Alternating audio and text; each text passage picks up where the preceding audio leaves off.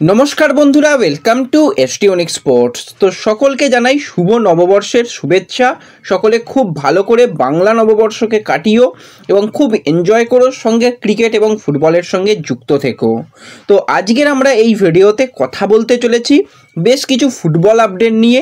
মূলত আলোচনা রয়েছে ট্রান্সফার নিউজ নিয়ে, যেখানে ইস্ট বেঙ্গলকে নিয়ে বেরিয়ে আসা বেশ কিছু গুরুত্বপূর্ণ আপডেট তোমাদের সঙ্গে আমরা এই ভিডিওতে শেয়ার করে নেব। খুবই ইন্টারেস্টিং ভিডিও হবে, শুরু থেকে শেষ পর্যন্ত দেখো। আর ভিডিও ভালো লাগলে সকলে একটু লাইক শেয়ার করে দিও। আর যারা চ্যানেলে প্রথমবারের জন্য এসেছো, মনে করে চ্যানেলটাকে সাবস্ক্রাইব করে নিও, তাহলে তোমাদের প্রিয় দলের খেলার সমস্ত আপডেট তোমরা এখানে পেয়ে যাবে। তো প্রথমেই যদি আজকে কথা বলি, আজকে নববর্ষের দিন। তো নববর্ষের আগেই কিন্তু মোহনবাগান সুপার জায়েন্ট আরও একটা বড় চমক দিল, আরও একটা বড় সুখবর এলো মোহনবাগান সুপার জায়েন্টের জন্য। রিলায়েন্স ফাউন্ডেশন ডেভেলপমেন্ট লিগ তারা কিন্তু চ্যাম্পিয়ন হয়ে গেছে। তো দুর্দান্ত পারফরমেন্স মোহনবাগান সুপার জায়েন্টের ছিল, তারা প্রত্যেকটা ম্যাচে ধারাবাহিক ভালো খেলে শেষ পর্যন্ত ট্রফি ঘরে তুলল এবং বাংলা থেকে প্রথমবারের জন্য মোহনবাগান টুর্নামেন্ট চ্যাম্পিয়ন হলো। লাস্ট ইয়ার কিন্তু ইস্ট বেঙ্গল রানার্স আপ হয়েছিল, কিন্তু এই বছরে মোহনবাগান খুব ভালো দল গঠন করেছিল, খুব ভালো পারফরমেন্স করেছিল ডেগি কার্ডোজের আন্ডারে সুপার জায়েন্টের প্লেয়াররা এবং চ্যাম্পিয়ন হয়েছে। তো অনেক অনেক শুভেচ্ছা মোহনবাগান সুপার জায়েন্টের ইউথ টিমকে। তো এর সাথে সাথে যদি আজকে কথা বলি, যে আজকে পয়লা বৈশাখ মানে আমরা দেখে আসছি যে বার পুজো, এটা কিন্তু চলে আসছে, সেটা মোহনবাগান ইস্ট বেঙ্গল ক্লাবে হচ্ছে। তো আজকেও কিন্তু ব্যতিক্রম কিছু হয়নি, আজকেও কিন্তু আমরা বার পুজো দেখতে পেয়েছি দুটো ক্লাবেই। এবার যেটা বিশেষ ব্যাপার, সামনের যেটা সিজন 2025-26 সিজনের কিন্তু অফিসিয়াল ক্যাপ্টেনের নাম ইস্টবেঙ্গল ঘোষণা করলো। ইস্টবেঙ্গলের নবনিযুক্ত ক্যাপ্টেন হিসাবে কিন্তু দায়িত্ব পেল নাওরে মহেশ সিং। দীর্ঘদিন ধরে ইস্টবেঙ্গলের সঙ্গে যুক্ত রয়েছে, ইস্টবেঙ্গলের জার্সি গায়ে 99টা ম্যাচ খেলে নেওয়া হয়েছে নাওরে মহেশ সিংয়ের। 5টা বছর ইস্টবেঙ্গল ক্লাবের আপ ডাউন সমস্ত পরিবেশ পরিস্থিতির মধ্যে কিন্তু নাওরে মহেশ যুক্ত ছিল। তো সেই নাওরে মহেশ সিংয়ের উপরই কিন্তু ভরসা রাখতে চলেছে ইস্টবেঙ্গল ম্যানেজমেন্ট এবং তাকেই অফিসিয়াল ক্যাপ্টেনের হিসাবে ঘোষণা করা হয়েছে। তার সাথে সাথে ভাইস ক্যাপ্টেন হিসাবে লালচুং নুঙ্গা, আরও এক ইন্ডিয়ান প্লেয়ার, ইন্ডিয়ান ডিফেন্ডারকে আমরা ভাইস ক্যাপ্টেন হিসাবে ইস্টবেঙ্গলে আগামী সিজনে দেখতে পেতে চলেছি। এরা অফিসিয়াল ক্যাপ্টেন, আরও কয়েকজন হয়তো ক্যাপ্টেনের নাম ঘোষণা করা হবে পরবর্তী সময়ে।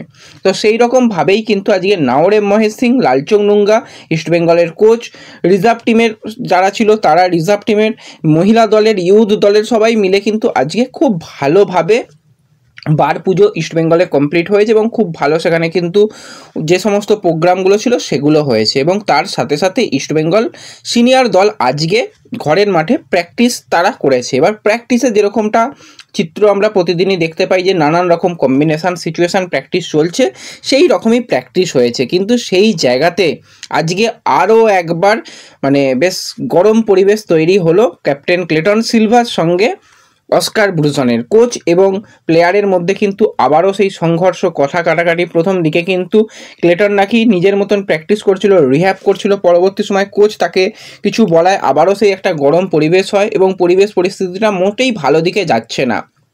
আজকে যেরকম পরিবেশ পরিস্থিতি হয়েছিল খুবই খারাপ এবং সেখানে কিন্তু কোচের সঙ্গে তর্ক করতে করতে মাঠ থেকে ক্লেটন বেরিয়ে যায়। সেই সময় কিন্তু দেবজিৎ মজুমদার, সৌভিক চক্রবর্তীরা ক্লেটনকে গিয়ে আটকায়। অস্কারও মানে প্রচণ্ড পরিমাণে রাগারাগি করছিল। তো ব্যাপারটা মোটেই ভালোর দিকে নেই, এই জায়গাটা কিন্তু খুবই খারাপ রয়েছে। এবার দেখা যাক ম্যানেজমেন্ট কী সিদ্ধান্ত নেয়। একদিন নয় হয়েছিল, সেটাকে মেনে নেওয়া যায়, কিন্তু আজকে আরও একবার এরকম ঘটনা ঘটেছে। তো দেখা যাক সামনের দিকে কি আপডেট আসে এই বিষয় নিয়ে। জিনিসটা কিন্তু মোটেই ভালো হচ্ছে না এবং অন্দরমহলের পরিবেশ কতটা খারাপ এই ঘটনার থেকেই কিন্তু বোঝা যাচ্ছে।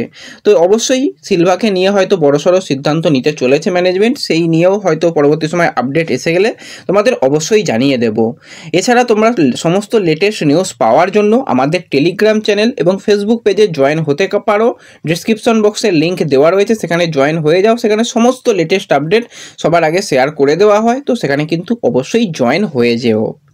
তো এর সাথে সাথে যদি আমরা ইস্টবেঙ্গলকে নিয়েই কথা বলছি তখন ইস্টবেঙ্গলের একজন নতুন টার্গেটের প্লেয়ারকে নিয়ে কথা বলি। যদিও আমরা অন্তত 1 মাস আগে থেকেই এই প্লেয়ারকে নিয়ে আপডেট শেয়ার করেছিলাম। যারা চ্যানেলের সঙ্গে যুক্ত রয়েছে নিশ্চয়ই জানো যে 30 বছর বয়সী মণিপুরের লেফট উইঙ্গারের প্লেয়ার বিপিন সিং, যে কিন্তু মুম্বাই সিটি এফসি ছাড়তে চলেছে এই সিজনে।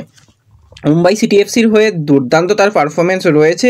টোটাল কিন্তু মুম্বাইয়ের জার্সি গায়ে 156 ম্যাচে নামের পাশে 27 গোল, 16টা অ্যাসিস্ট রয়েছে। এর আগে শিলং লাজংয়ে খেলেছে এবং তার আগে কিন্তু এটিকেতেও তার খেলার অভিজ্ঞতা রয়েছে। আইএসএলে এখন প্রথম আসে। তো এই প্লেয়ারের সঙ্গে কিন্তু কথাবার্তা চালাচ্ছে এই মুহূর্তে ইস্টবেঙ্গল। তোমাদের বেশ কিছুদিন আগেই জানিয়েছিলাম এবং তোমরা মোটামুটি সবাই জানো যে শিলং লাজংয়ে একটা সময় থাংবয় সিংটো ছিল। তো থাংবয়ের আন্ডারে কিন্তু এই বিপিন সিং সেই সময় খেলেছিল। তো সেই যোগসূত্র থেকেই কিন্তু বিপিনের সঙ্গে কথাবার্তা চলছে। হ্যাঁ, কেরালা ব্লাস্টার্স তাকে নেবার ব্যাপারে কথাবার্তা চালাচ্ছিল, কিন্তু তখনই তোমাদের জানিয়েছিলাম যে বাংলার বড় প্রধানেরও নজর রয়েছে। তো কথাবার্তা কিন্তু কিছুটা এগিয়েছে বলে শোনা যাচ্ছে। ফ্রি প্লেয়ার, কোনো রকম ট্রান্সফার ফি দেওয়ার প্রয়োজন নেই এবং প্লেয়ারটার মধ্যে কোয়ালিটি রয়েছে। আইএসএলে কিন্তু যথেষ্ট ভালো পারফরমেন্স, লিগ শিল্ড দুবার জিতেছে মুম্বাইয়ের হয়ে, কাপ দুবার চ্যাম্পিয়ন হয়েছে, এএফসি চ্যাম্পিয়ন্স লিগেও তার পারফরমেন্স যথেষ্ট ভালো ছিল এবং ইস্টবেঙ্গল বা মোহনবাগানকে দেখলেই কিন্তু বিপিন জ্বলে ওঠে। তো এই কারণেই কিন্তু এই প্লেয়ারের দিকে নজর রয়েছে। এই সিজনটা বিপিনের জন্য খুব একটা ভালো যায়নি, মানে ঠিকঠাক কম্বিনেশন পুরোটাই তো মুম্বাইয়ের ভালো হয়নি। সেখানে 20টা ম্যাচে মাত্র একটা গোল তার নামের পাশে রয়েছে, কিন্তু অন্যান্য সিজনে যথেষ্ট ভালো তার কাছ থেকে আমরা পারফরমেন্স দেখে আসছি এবং অনেক বেশি গোল করার থেকে গোল করানোর যে খিদে সেটা কিন্তু বিপিন সিংয়ের কাছে রয়েছে। ফাইনাল ডেলিভারি খুব ভালো করতে পারে, উইংয়ে কাট করতে পারে, গতি রয়েছে। হ্যাঁ, বয়সটা 30, তো খুব একটা খারাপ অপশান হবে না যদি ইস্টবেঙ্গলে সাইন করে। তো ফ্রি প্লেয়ার হিসাবে কিন্তু নজর রেখেছে। সব কিছু ঠিকঠাক থাকলে কিন্তু বিপিন আসতে চলেছে ইস্টবেঙ্গলে।